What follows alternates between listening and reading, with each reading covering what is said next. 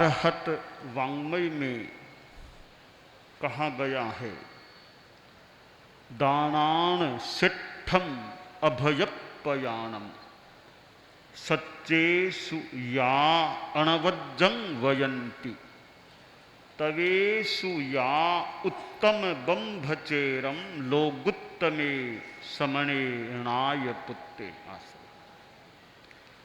आज बैसाख शुक्ला दशमी है। आज की तिथि में परमात्मा, परम वंदनीय, परम आराध्य भगवान महावीर ने केवल ज्ञान, केवल दर्शन और निरंतरायता की स्थिति को प्राप्त किया था और मोहनीय कर्म का क्षय हो चुका था या हुआ था। यानी भगवान महावीर का कैवल्य प्राप्ति का दिवस है। जैन शासन में जो 24 तीर्थंकरों की व्यवस्था बताई गई है, उसमें इस भरतक क्षेत्र में वर्तमान अवसर्पिणी के 24वें और अंतिम तीर्थंकर भगवान महावीर हुए थे। आज की यह तिथि मेरे साथ भी जोड़ दी गई है, जुड़ गई है। भगवान महावीर ने तो केवल ज्ञान प्राप्त कर लिया था और मुझे धर्म संघ के द्वारा आचार्य श्री महाप्रज्ञ जी के द्वारा किए गए निर्णय को औपचारिक रूप में क्रियान्वित करते हुए आचार्य पद की चद्दर पछेवड़ी आज के दिन ओढ़ाई गई थी। वैशाख कृष्णा एकादशी को परम श्रद्धेय गुरुदेव आचार्य महाप्रज्ञ जी का महाप्रयाण हो गया था। एक दृष्टि से तो मैं गुरुदेव के महाप्रयाण के साथ ही मानो इस दायित्व से युक्त हो गया था, पर जो एक समारोह के रूप में, औपचारिक रूप में जो आचार्य पद की चद्दर ओढ़ाई जाती है, वो मुझे आज के दिन ओढ़ाई गई थी और इसी सरदार शहर में ओढ़ाई गई थी। मैं उस चद्दर पर ध्यान दे रहा हूं कि चद्दर में तो कौन सी खास बात है, और भी कोई वैसा कपड़ा पहन ले, पहना दे, कोई पहना दे, पर चद्दर की बात नहीं है। चद्दर तो सामान्य बात है, तो उस ओढ़ाई जाने वाली चद्दर में जो मानो भार का द्योतन था, वो महत्वपूर्ण था। वो भार का द्योतन उस चद्दर में था कि यह चद्दर आचार्य पद की चद्दर है, अमल धवल चद्दर है और मुझे ओढ़ाई गई थी। मैंने उसको स्वीकार किया था। स्वीकार तो खैर गुरुदेव का आदेश था मानो दायित्व को संभालने का। तो वह चद्दर मैंने आज ओढ़ी थी और मुझे स्मरण मुनि श्री सुमेरमल जी स्वामी सुदर्शन, जो उस समय गुरुकुलवास में एक वरिष्ठ मुनि थे, उनके द्वारा मनो धर्म संघ की ओर से वो चद्दर मुझे धारण कराई गई थी। हमारे धर्म संघ में एक आचार्य की व्यवस्था है। 4 बातों में एकता कि धर्म संघ में आचार परूपणा एक आचार की परूपणा, एक विचार की परूपणा, एक आचार्य और एक संविधान। इन चारों में मानो हमारे धर्म संघ में एकता की व्यवस्था है। आचार सबका एक समान, यानी गलतियां अलग बात है या विशिष्टता अलग बात है, मान्य आचार व्यवस्था सबकी एक हो। कि जैसे रात्रि भोजन नहीं करना, तो भले कोई न्यारा में साधु हैं उनके लिए भी वही नियम है, गुरुकुलवास में है उनके लिए भी वही, एक समान सबके लिए नियम है, रात्रि भोजन नहीं करना, असत्य नहीं बोलना। तो कोई कहीं भी साधु साध्वी सबके लिए एक समान आचार है, नियम है। यूं हमारी आचार की आधा कर्मी आहार नहीं लेना, तो आचार सबके लिए, न्यारा में हो भेड़ा में, सबके लिए एक आचार है, नहीं लेना। लेना पड़ जाए तो वो फिर एक आपवादिक बात है, प्रायश्चित संदर्भित बात हो सकती है। तो एक आचार है, विचार एक, संघीय मान्यता एक, और आचार्य भी धर्म संघ में एक ही होते हैं। 2, 3, 4 आचार्य यानी एक ही आचार्य। और विधान व्यवस्था है वो ऐसे अलग अलग प्रावधान तो कहीं कोई हो सकते हैं, मर्यादाओं में, व्यवस्थाओं, मोटा मोटी रूप में संविधान व्यवस्थाएं भी एक। यूँ कुछ बातें गुरुकुलवास की यहाँ की स्थिति के अनुरूप अलग हो सकती है, नारा की कुछ अलग हो, मोटा मोटी विधान भी एक होता है। तो यह एक आचार्य की व्यवस्था है। और सामान्यतया कोई परिस्थिति विशेष की तो बात छोड़ दें कि आचार्य का मनोनयन भी आचार्य के द्वारा होता है, अर्थात आचार्य ही भावी आचार्य का सामान्यतया मनोनयन, निर्धारण, नियुक्ति करते हैं। वे युवाचार्य के रूप में कर देते हैं। और आचार्य तुलसी ने तो खैर युवाचार्य तो बनाया ही बनाया परम पूज्य महाप्रज्ञ जी को, फिर आचार्य भी अपने सामने ही बना दिया। वो तो एक ही प्रसंग है आज तक के इतिहास में, तो वो उन्होंने युवाचार्य ही नहीं बनाया, महाप्रज्ञ जी गुरुदेव को अपने सामने आचार्य बना दिया, खुद आचार्य पद से मुक्त हो गए।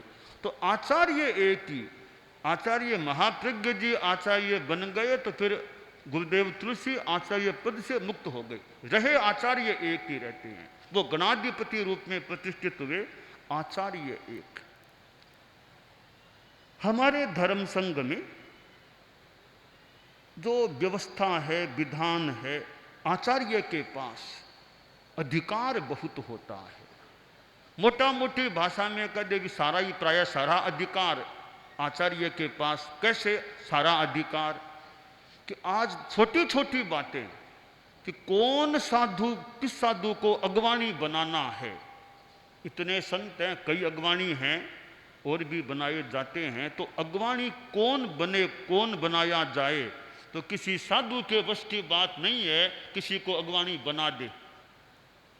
इतने संत बड़े बड़े पढ़े लिखे, पर किसी को यह अधिकार आमतौर से नहीं है किसी को कोई अगवानी नियुक्त कर दे। तो यह अधिकार आचार्य का, आचार्य किसको अगवानी बनाए। अब जैसे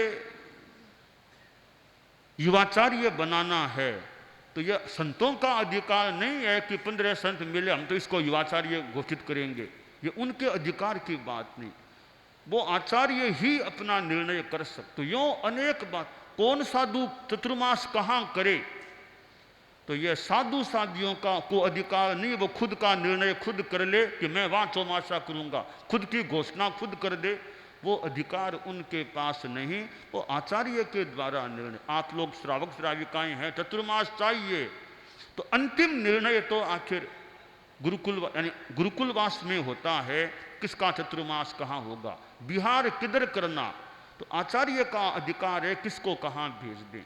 यानी कुल मिलाकर के हमारे धर्म संघ में आचार्य केंद्रित सत्ता है। तो संघ के बहुत से निर्णय आचार्य आधारित होते हैं। इसलिए हमारे धर्म संघ में आचार्य पद बहुत ज़्यादा महत्वपूर्ण है।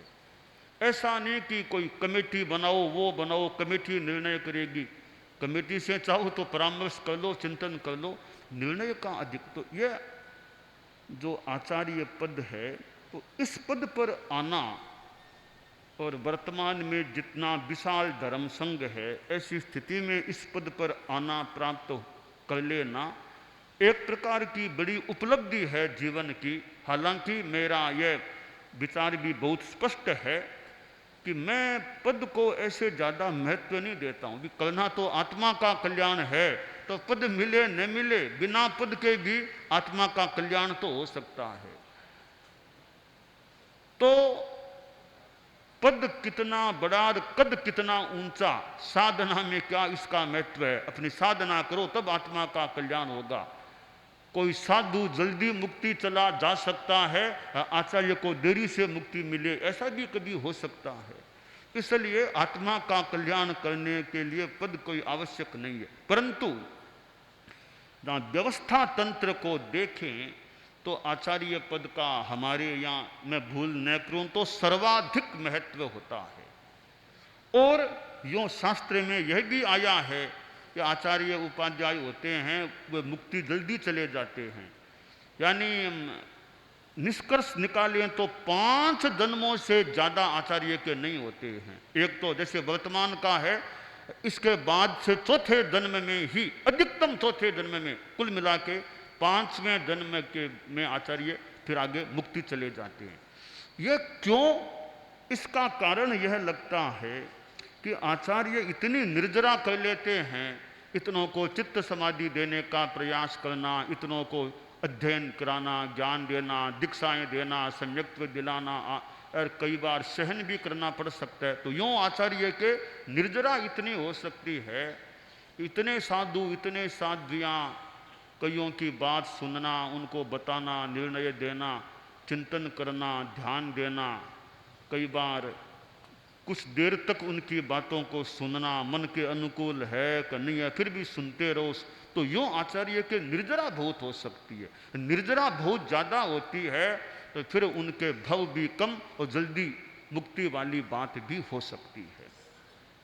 हमारे धर्म संघ में कि आचार्य एक हैं तो आचार्य को सहयोगी तो चाहिए।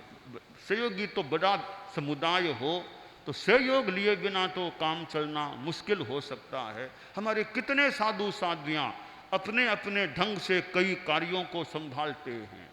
हमारी छोटी छोटी व्यवस्थाएं, गोचरी की व्यवस्था करना, पानी यानी पानी की या स्थान की व्यवस्था करना, कौन कहाँ ठहरेगा साधु, कौन कहाँ सोएगा, आदि आदि, कौन साधु कितना भजन किस साधु को देना बिहारों में, आदि आदि कार्य हैं। साधियों में भी होते हैं ऐसे काम, संतों में भी होते हैं। तो उन कार्यों को देखने, धर्मोपकरणों की व्यवस्था है, कपड़ा लाना, सबको औरों को बांटना देना, ऐसे कई काम हैं। तो हमारे साधु साध्वियाँ उन कार्यों को संभालते हैं, नियुक्ति कर देते हैं, ये काम तुम संभालना।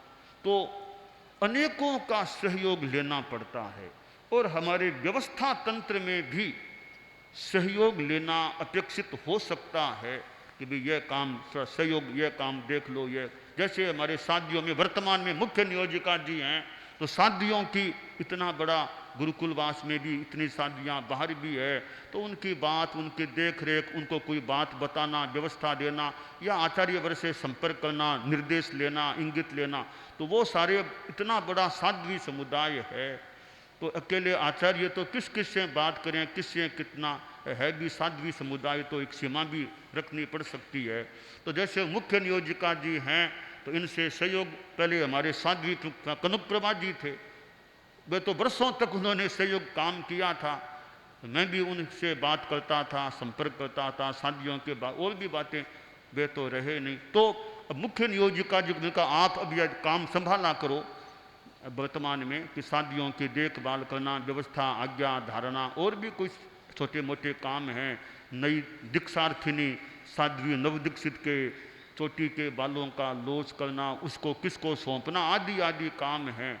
तो यह एक तरह से जिम्मा तो आचार्य का है सारा, उस जिम्मे में सहयोग हम लेते हैं। तो वर्तमान में मुख्य नियोजिका जी हमसे सहयोग लेते हैं भी, किस साध्वी की व्यवस्था पे आप बात कर लो, बात के बाद हमें बताओ क्या व्यवस्था हो सकती है। तो ये सहयोग लेना अपेक्षित हो सकता है, होता भी है। तो यूँ मुख्य नियोजिका जी का सहयोग लेते हैं। ऐसे बाद में साध्वी बरिया जी है, साध्वी बरिया, तो इनको भी समन श्रेणी संबंधी भी बात कैसे क्या करना, तो सहयोग ले लेते हैं भी, बात बताओ क्या करना, चिंतन कर लो, विदेश में कौन जा सकती है और किस समणी किसके आदि आदि जो बातें हैं, कैसे अध्ययन का विकास हो, तो साध्वी बरिया से भी सहयोग ले लेते हैं। हमारे मुख्य मुनि हैं तो हमारे इतने आदेश संदेश निर्देश जाते हैं बार बार, उनको लिखना पहुंचाना करना, और भी कोई चिंतन मंथन हमारी गोष्ठियां वगैरह चलती है कोई बात, तो मुख्य मुनि का भी। तो ऐसे मैंने कल भी थोड़ा कहा था कि जो हमारे उच्च कोटि के जो कार्य प्रबंधन और प्रशासन के कार्य हैं, उनमें वर्तमान में मेरे 3 सहयोगी मुख्य मुनि हो गए, मुख्य नियोजिका जी हैं, साध्वी बरिया, 3 मेरे ऐसे व्यवस्था तंत्र के जो सर्वोच्च स्तर के यानी बड़े कार्य हैं साधु साधियों आदि समन व्यवस्था का, उसमें मेरे सहयोग में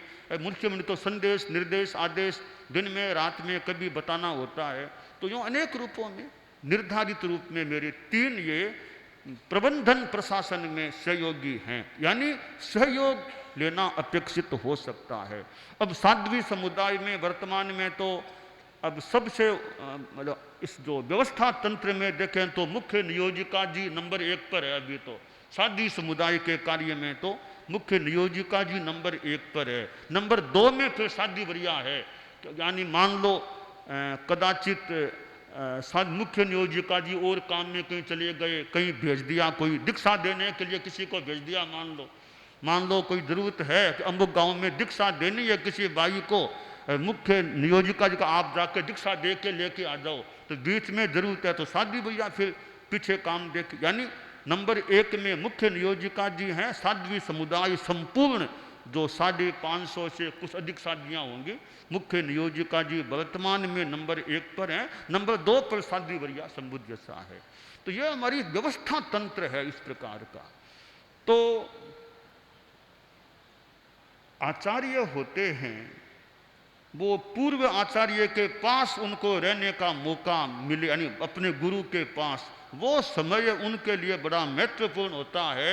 वो कैसे कुछ ग्रहण कर लें, सीख लें। जैसे मुझे परम पूज्य गुरुदेव तुलसी के चरणों में रहने का मौका मिला, तो मेरे जीवन का तो एक अच्छा समय था, उनके पास रहने का मौका मिला। फिर आचार्य महाप्रज्ञ जी के पास रहने का, 2 गुरुओं के चरणोपपात में रहने का मौका मिला, तो मेरे लिए वो महत्वपूर्ण समय इसलिए था, एक तरह से ट्रेनिंग का, कुछ प्राप्त करने का, अनुभव लेने का, देखने का, सीखने का वो समय था। तो वो जो गुरु के पास रहने का मौका मिले, वो अपने आप में बड़ा महत्वपूर्ण हो सकता है कि गुरु से ज्ञान भी, सैद्धांतिक ज्ञान भी लिया जा सके और साथ में प्रशासनिक प्रबंधनात्मक अनुभव तरीके भी सीखे जा सके, कौन सा काम कैसे करना, हमारे संघ की रीति नीति क्या है, कैसे करना। देखते देखते भी अमुक समय गुरुदेव ने यह निर्णय किया था, तो वो ज्ञात है, तो उसको ध्यान में रखते हुए वर्तमान में वही स्थिति है, अब वैसा निर्णय। तो ऐसे पुराने अपने गुरु के पास जो गुरुगम से कुछ बात मिल जाए, तो उसको अपने भीतर में संजो करके रख ले, या कभी नोट करके कहीं रख ले कि ऐसे समय में उन आचार्य ने यह निर्णय किया था, ऐसा फरमाया था, या ऐसी मुझे शिक्षा दी थी। दिमाग में भी जमा ले, अपेक्षा तो डायरी आदि में नोट कर ले, तो वे प्रशिक्षण के बिंदु, वे अनुभव के बिंदु आचार्य के फिर कभी काम भी आ सकते हैं। आचार्य होते हैं तो वे संघ में मानो सर्वोच्च हैं, और उनके आदेश निर्देश मोटा मोटी रूप में तो अनचैलेंजेबल, कि आचार्य श्री ने कह दिया है, अब कोई चैलेंज की बात, निवेदन भले कर दो भी, आप पुनर्विचार करने की कृपा, निवेदन तो कर सकते हैं भी, आपने निर्णय दिया हमें मान्य है, आप पुनर्विचार करने की कृपा कर सकें तो करें, यह तो कह सकते हैं। आखिर वो पुनर्विचार भी करके न बदले निर्णय को, तो फिर निर्णय तो एक तरह से वो मान्य करणीय होता है। अगर संघ की व्यवस्था में रहना है तो फिर आचार्य का निर्णय, तो ये आचार्य के अधिकार हैं। परंतु आचार्य का भी बड़ा दायित्व हो जाता है किस स्थिति में वो ठीक क्या निर्णय दें, निर्णय उनका कितना ठीक हो, यह महत्वपूर्ण बात होती है कि समय पर कौन सा निर्णय कैसे दिया जाए। तो हमने गुरुओं को देखा है, परम पूज्य आचार्य तुलसी को देखा है, उन्होंने कितना कार्य किया था। करीब 60-61 वर्ष उनके आचार्य प्लस गणाधिपति के रहे थे, तो कितना उन्होंने कार्य किया था। आचार्य महाप्रज्ञ जी को देखें, आचार्य काल करीब जो जितना भी रहा गुरुदेव तुलसी ने पद छोड़ दिया था और उसके बाद उन्होंने दायित्व संभाला, फिर गुरुदेव तुलसी के महाप्रयाण के बाद भी दायित्व संभाला। यह जो कुल 16-17 अंदाज 16 वर्षों का उनका जो आचार्य काल रहा, तो उनमें किस प्रकार कार्य करने की प्रणाली थी, कार्य शैली थी, ऐसे गुरुओं को देख देख करके भी कई बातें ग्रहण की जा सकती हैं, सीखी जा सकती हैं। तो आज का जो दिन है, ऐसे तो घटना तो घट गई, दायित्व मिला था वो मिल गया, अब साल भले मना लो, दायित्व तो एक ही बार मिला, दायित्व तो बार बार नहीं मिलता, एक ही बार मिला। हम औपचारिक रूप में हाँ अमुक तिथि थी, 1 साल हो गया, 2 साल हो गया, 1 महीना हो गया, यह एक काल के आधार पर हम चिंतन करते हैं। वैसे तो घटना तो घट गई, अब भले अपनी कल्पना से काल व्यवस्था से भले मना लो, याद कर लो, मूल घटना तो घट गई। पर इस औपचारिक रूप में भी विचार करें तो मेरा मानना है कि जन्म दिवस का एक अपेक्षा से भले महत्व हो सकता है, पर मैं सोचता हूँ वो तो सभी का, जन्म दिवस अपना अपना सबका है, तो कोई खास बात नहीं है। उसकी अपेक्षा दीक्षा दिवस का ज्यादा महत्व होता है। तो दीक्षा सबने नहीं ली, दीक्षा कुछ एक ने ली, तो जन्म दिवस की अपेक्षा दीक्षा दिवस का ज्यादा महत्व है। फिर मैं दीक्षा दिवस पर भी सोचूं तो रे इसमें क्या खास बात है, मैंने भी दीक्षा ली, तुमने भी दीक्षा ली, इन्होंने भी दीक्षा ली, तो मेरी कौन सी बड़ी बात होगी दीक्षा लेने की। तो हम सभी समान हैं, तो दीक्षा दिवस में भी हम सब समान हैं, मेरा कोई इसमें वैशिष्ट्य वाला कोई प्रसंग नहीं है। परंतु वो आज का जो दिन है वो मेरा विशिष्ट है, वो मेरा ही है और किसी का नहीं वो दिन। इसलिए आज का दिन असाधारण है, वो विशिष्ट है कि ओ धर्म संघ में वो दिन वर्तमान में तो एक मेरा ही है और किसी का नहीं है, इसलिए असाधारण है, विशिष्ट है, तो केवल मेरा ही वो दिन है। इसलिए मेरे लिए औपचारिक रूप में भी सोचें तो आज के दिन का इसलिए वैशिष्ट्य है कि केवल यह सेवा का मौका या निर्देश या दायित्व मुझे ही मिला है।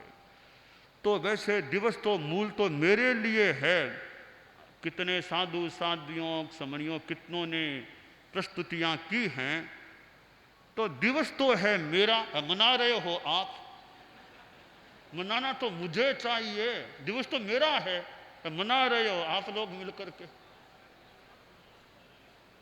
तो है तो मेरा। इतनों ने प्रस्तुतियां की, तो मैं यूं मानता हूं कि मुझे इस दिवस मनाने में सहयोग सब दे रहे हैं कि आपको इस तरह, यानी मुझे मानो जागरूक कर रहे हैं इतने बोल बोल करके कि हम जो बोल रहे हैं वो बात आप उस पर ध्यान और दे सकें, ताकि यानी मुझे मानो जागरूक रहने में सहयोग दे रहे हैं मिलकर के, भी सब सहयोग दें बोल बोल करके, बता बता करके।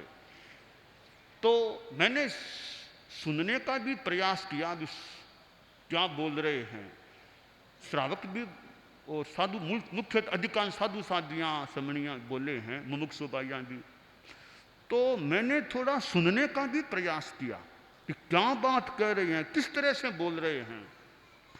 तो मुझे लगा कुछ कुछ प्रस्तुतियाँ मुझे अच्छी लगी कि इनका बोलने का लगता है विकास है, चिंतन का विकास है, कोई गीतिका भी, गीतिका की रचना भी अच्छी हुई है, अच्छी अच्छी गीतिका बनी है। तो यूँ मैंने सुन सुन करके थोड़ा मानो थोड़ा विश्लेषण या थोड़ा समीक्षण भी किया कि गीतिका भी अच्छी बनाई गई है, भाषण में भी थोड़ी गहराई है और काफ़ी तर्काधारित, प्रमाणाधारित, साधार बात कहने का भी प्रयास किया जा रहा है। तो ये प्रस्तुतियाँ हुई, कल भी हुई थी, आज बहुत अच्छी ज़्यादा संख्या में हुई होंगी। तो हमारे साधु साध्वियों में जो कुछ छोटी उम्र के हैं उनका अध्ययन का विकास होता रहे। हमारे बहुत छोटे छोटे संत युवावस्था के भी हैं, कई युवा से भी कुछ कम कोई हो सकता है। तो वे संभव हो तो किसी पाठ्यक्रम से अगर जुड़ जाएं, एक तो ऐसे ही अध्ययन कर लिया, सांसुदा सीख लिया, स्मृत, वो भी ठीक है, भले जैन विश्व भारती इंस्टीट्यूट का मौका लगे विधि विधान के अनुसार तो उसके साथ जुड़ जाएं, बीए, एमए, पीएचडी वो करें, ज्ञान का विकास हो सकता है। या विधि विधान से महाप्रज्ञ सूताराधना पाठ्यक्रम से जुड़ जाएं तो भी अच्छा विकास हो सकता है। और भी कोई पाठ्यक्रम से जुड़ा जा सकता है। तो कोई कोर्स पाठ्यक्रम के अनुसार अध्ययन हो तो संभवतः वो ज़्यादा व्यवस्थित अध्ययन हो सकता है। तो साधु साध्वियाँ, समणियाँ, ये मुमुक्षु बाइयाँ भी है, वो कोर्स के अनुसार उनका ज्ञान आगे बढ़े। गुरुकुलवास में भी हैं, नारा में भी हमारे जो साधु साध्वियाँ हैं, नारा में भी कई अच्छे प्रबुद्ध हैं जो उनमें अध्ययनशील हैं, वो पाठ्यक्रम के अनुसार अध्ययन करें संभव हो सके तो ताकि मेरा अनुमान है ज़्यादा उनका व्यवस्थित अध्ययन और ज्ञान वर्धन हो सकता है।